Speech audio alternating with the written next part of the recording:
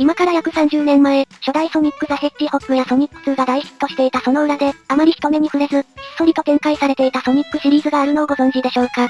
その名も、ゲームギアシリーズ。当時セガが発売していた携帯ゲームギアで展開されていたソニックゲームたちは、基本的に外伝作という位置づけでしたが、逆に外伝作なのをいいことに、数々の問題作が生み出されました。難易度が高すぎる作品や、システムが独特すぎる作品。さらには、ソニックシリーズなのにソニックが出てこない作品まで存在するぜ。これらゲームギアシリーズはしばらく日の目を浴びてきませんでしたが、なんと2023年6月発売のソニックオリジンズプラスに、このゲームギアシリーズ全12作品が全て収録されることが決まりました。ということで今回は、ソニックシリーズの問題児、ゲームギアシリーズの進化の歴史を一緒に見ていきましょう。どれもむちゃくちゃ癖があるから、見逃し厳禁だぜ。なおこの動画には、歴代ゲームギアシリーズのネタバレが含まれるので、ご視聴の際は注意してください。それでは、早速スタートです。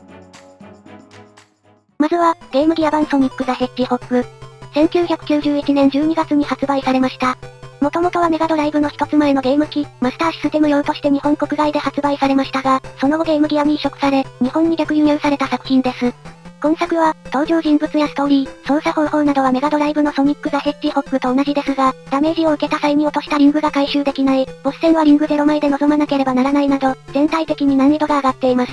リング回収できないのがかなり厳しい。また、ステージも全くの別物です。6つのゾーンが登場し、各ゾーンにアクト1から3があるという構成は同じですが、ステージ内容はゲームギア版のオリジナルです。ゴールの演出も違っており、クリアした際にランダムでボーナスがもらえる仕様になっています。ステージの長さもメガドライブより短めになってるぜ。BGM も今作オリジナルのものがほとんどですが、こちらもメガドライブ版に劣らず名曲揃いなので、プレイした際はぜひ注意して聴いてみてください。またメガドライブ版と同様、ゴール時にリングを50枚以上持っているとスペシャルステージに入れるのですが、そのステージ構成は大きく異なります。最大の違いは、カオスエメラルドがないこと。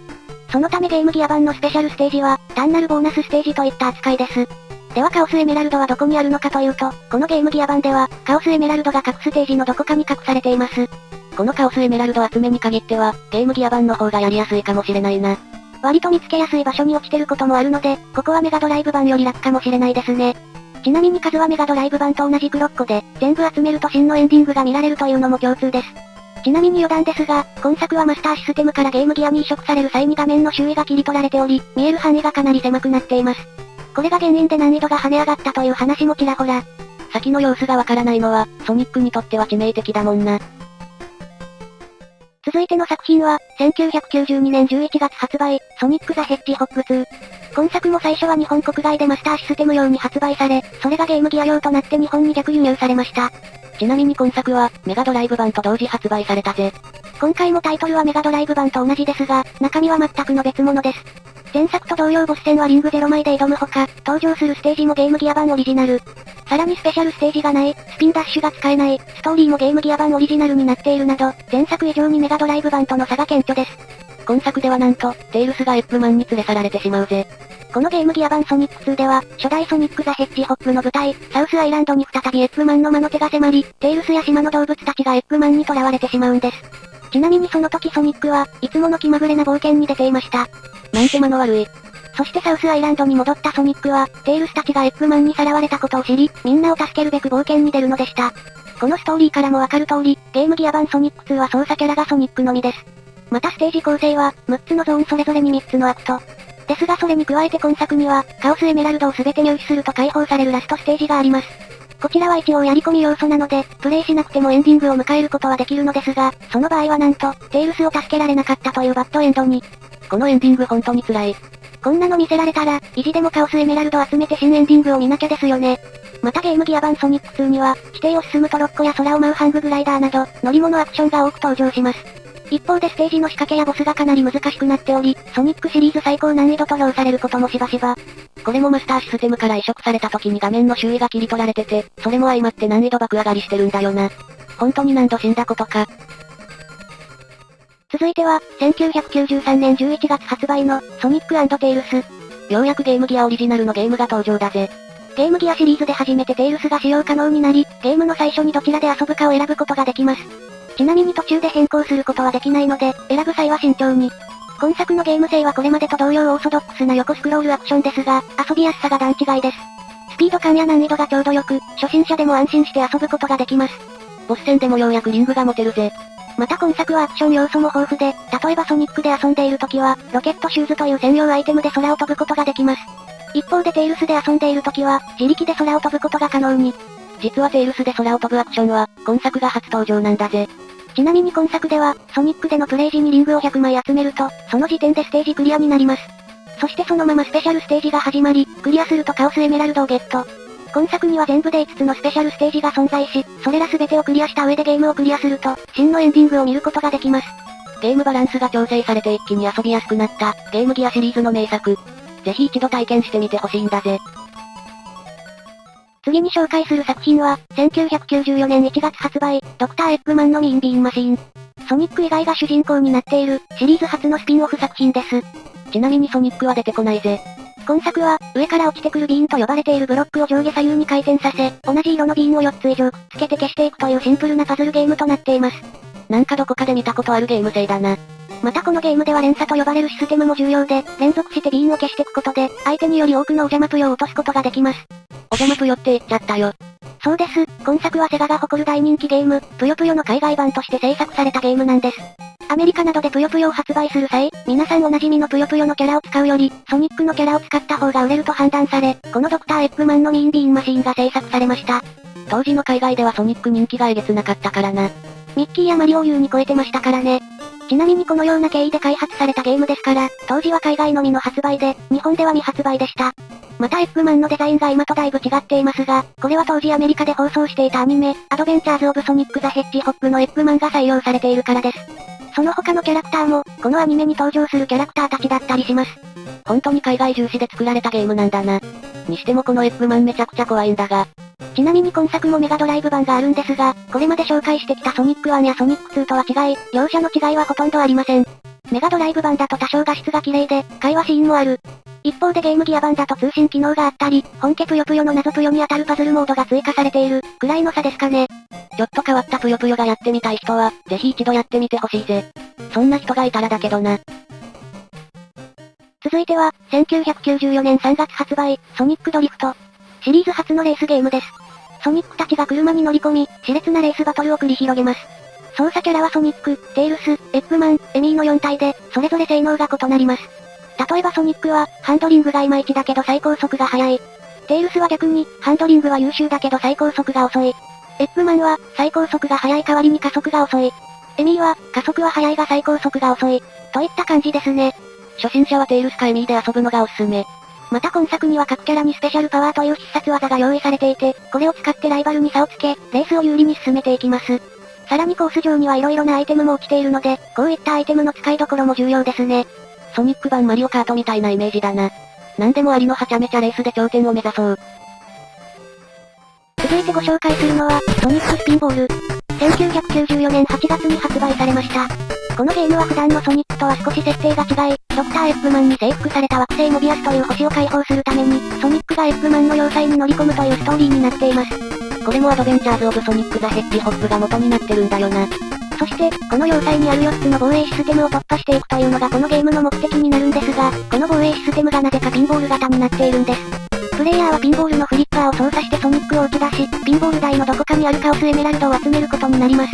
そしてカオスエメラルドを全て集めるとボスへの道が開かれるので、最後にボスを倒して次のステージに進む、というのが、このソニックスピンボールの流れです。改めて癖がすごいゲームだぜ。ちなみに、今作はピンボールではありますが弾がソニックなので、打ち上げられてる最中にちょっと動くことができます。いや癖がすごい。なお今作にはメガドライブ版もあるんですが、さっきのミービーンマシーンと同様、両者の差はほとんどないです。ただ難易度だけはかなり違っていて、このゲームギア版はメガドライブ版と比べてはるかに優しいですね。例えばフリッパーの下にセーフティーネットがあったり、ボスの耐久値もかなり低めに設定されています。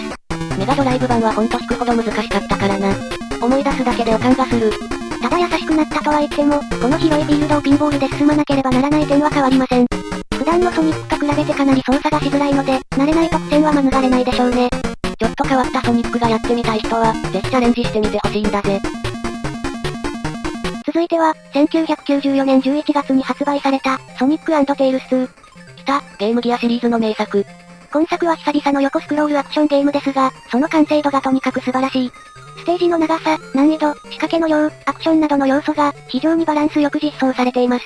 その上で、スノボ、ロケット、トロッコなどの乗り物や、水中で泡に入って移動する箇所があるなど、色々なアクションが用意されているので、遊んでいてすごく楽しいです。操作キャラもソニックとテイルスから選べるようになっているので、本当に満足感がすごいですね。前作のソニック&テイルスから格段にパワーアップしてるぜ。また操作することはできませんが、今作にはナックルズ、さらにはファング・ザ・スナイパーというレアキャラも登場します。今作ではステージのどこかに隠されているカオスエメラルドボックスを、リングを50枚以上持った状態で破壊すると、スペシャルステージに挑戦することができます。アクト1でスペシャルステージに入ると 2D ステージ、アクト2で入ると 3D のステージが始まるぜ。そしてこのスペシャルステージの最後に、ファングが待ち構えているんですね。ここでファングを倒せばスペシャルステージクリアなので、皆さん遠慮なくボコボコにしてあげましょう。お命ちょうだい。スペシャルステージをクリアするとカオスエメラルドをもらうことができ、エメラルドを5つ集めた状態で最終ゾーンをクリアすると、真のエンディングを見ることができます。すべての要素が洗練された、ゲームギアシリーズの最高傑作。これだけは絶対に体験してほしいと思うゲームだぜ。続いては、1995年3月発売のレースゲーム、ソニックドリフト2。前作ソニックドリフトの続編で、またまたソニックたちが車に乗り込み、激しいレースを繰り広げます。はちゃめちゃレースバトルの再来だー。今作のルールなどは前作と同様ですが、操作キャラクターが大幅に増加。前作から登場していたソニック、テイルス、エッグマン、エミーはもちろん、メタルソニック、ナックルズ、ファングの3人が追加されています。メタルソニックはハンドリングに難ありだけど、最高速度はソニック以上。ナックルズは逆にハンドリングが良い代わりに、最高速がやや遅い。そしてファングは、加速力が高くて小回りが効きやすいぜ。3人のキャラクターが新たに加わり、さらに激しさを増したレースバトル。興味がある方はぜひ一度やってみてください。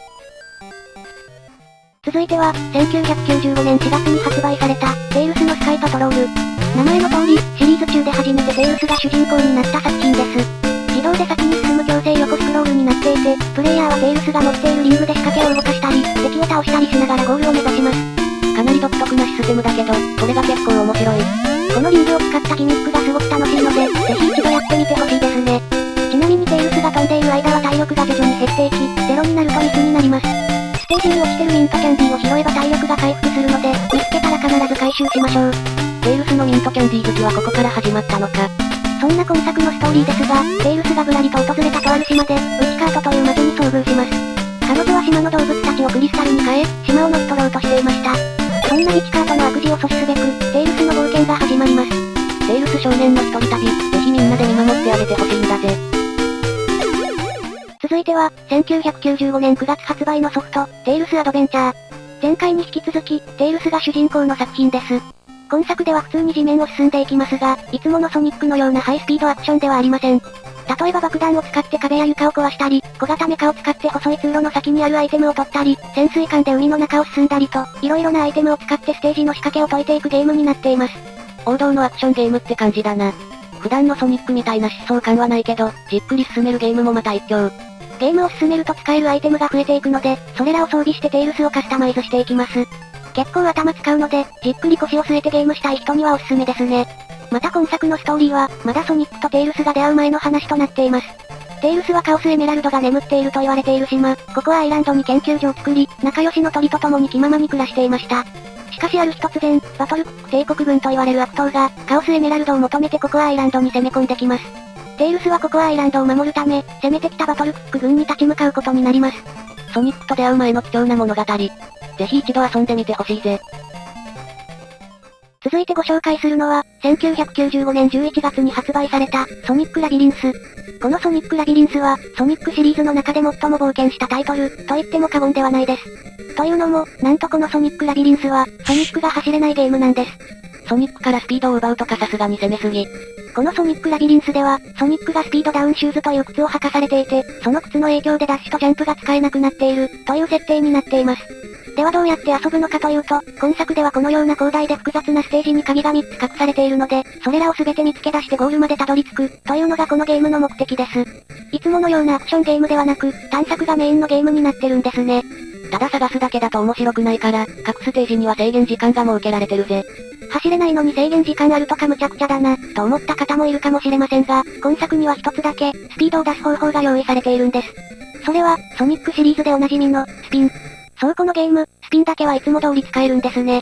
スピンは転がってるだけで足を使ってないから、スピードダウンシューズの影響を受けないってことなのかな。まあ知らんけど。理由は定かではありませんが、とにかくこのスピンを使うとご覧のようにかなりのスピードを出すことができるので、これをどう使っていくかが、ソニックラビリンスを攻略するポイントになってきます。ただこのスピン結構スピードが速いから、制御がかなり難しいんだよな。その通り。なので本当に使いどころを見極めていかないと、全然目的地にたどり着けなくなります。また場合によっては、ステージから落ちてしまうことも。ただスピンを連発すればいいってわけでもないんだよな。かなり奥が深いゲームだぜ。ちなみに、このようにかなり癖があるソニックラビリンスですが、やってみると結構面白いです。はじめこそソニックの操作に苦戦するとは思うんですが、一旦その操作に慣れてしまうと、何もないところはスピンで駆け抜けて、鍵や仕掛けがある場所では歩きで慎重に進むといったメリハリのあるプレイができるようになって、すごく楽しくなってきます。またオプションで残機数を調整できたりもするので、ゲーム初心者から上級者まで楽しめるというのも嬉しいところ。この動画を見て興味が出た方は、騙されたと思って一度やってみてください。ゲームギアシリーズ最後の作品は、1996年12月発売の G ソニック。3D のソニックがぬるぬる動く。今作では、ソニックシリーズのキーアイテムであるカオスエメラルドが、エップマンのビームを受けて5つの宝石に分かれてしまいます。そしてそのまま世界各地へ飛び散ってしまったエメラルドを回収すべく、ソニックとナックルズが冒険へと旅立つのです。ゲーム性はオーソドックスな横スクロールアクションですが、ソニックたちが CG で描かれているのが特徴ですね。また操作キャラはソニックとナックルズの2人で、それぞれ固有アクションを持っています。ソニックはダブルジャンプ、ナックルズはシリーズおなじみの壁登りと滑空が使えるぜ。これら固有アクションのおかげで攻略がかなり楽になっているので、今作の難易度は比較的優しめです。一方でこの G ソニックは、ステージの完成度が今一つといった印象ですね。少しステージが短すぎる時があったり、逆に後半にある水中パイプ迷路は永遠に抜け出せないなど、めちゃくちゃ面白いと思うステージがあんまりないです。BGM は相変わらず神曲揃いなんだけどな。また各ステージには、スペシャルリングと呼ばれる巨大なリングが隠されており、これに触れるとスペシャルステージが始まります。このスペシャルステージでは、画面の奥に向かって走るキャラクターを操作し、リングを一定数集めればクリアです。スペシャルステージをクリアすると、アクト1ではアイテムが、アクト2ではカオスエメラルドがもらえるぜ。5つのエメラルドを全て入手してからラスボスを倒すと、真のラスボス戦がスタートします。これを倒すと真のエンディングが見られるので、今作を全制覇したい人は頑張ってカオスエメラルドを集めましょう。以上、ゲームギアシリーズ進化の歴史でした。このシリーズは相変わらず癖がすごい。今回紹介したゲームはすべてソニックオリジンズプラスに収録されているので、この動画を見て興味が出た作品があったら、ぜひ一度遊んでみてください。ゲームの感想も教えてくれると嬉しいぜ。たくさんのコメントお待ちしています。また動画が気に入っていただけましたら、いいねやチャンネル登録もぜひお願いします。それでは、次の動画でお会いしましょう。